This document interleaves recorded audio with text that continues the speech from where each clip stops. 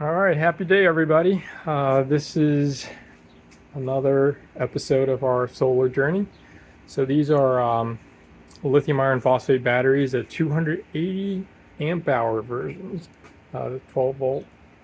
It's gonna stack four of them together and gonna give us approximately 13,000, roughly 14,000 watt hours of energy. So yeah, let's make it happen. We are excited to show you the belly of the beast. So this is our current system. It's 3,600 watts. And these are our batteries. We have 8 100 amp hour batteries in two sets of 48 volt kind of module setup. And at the very bottom, we have 4 280 amp hour batteries. So I was doing the math. You're looking at a combined total of approximately 24,000 watts, 24 kilowatts of storage, potential storage power.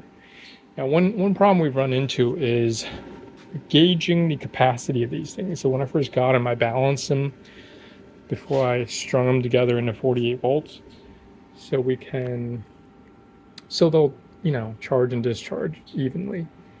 But the thing is, I didn't spend the time to drain them down all the way or top them off all the way before plugging them in. And so now trying to figure out their exact state of charge is a little tricky.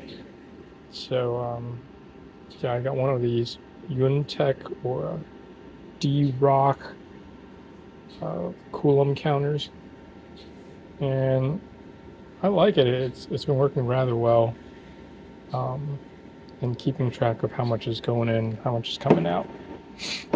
So anyway, yeah, that's it. Just want to show you what it looks like. It's not pretty. It's a lot of guys on the internet, they have really just sweet setups, but we're learning as we go and just trying to see what we could take off of the grid.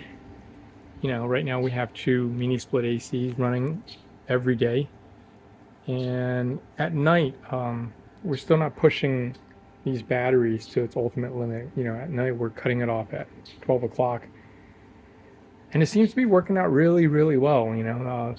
The scheduled system kind of takes care of the peak load, and already I'm seeing huge savings in the electric bill here in Florida.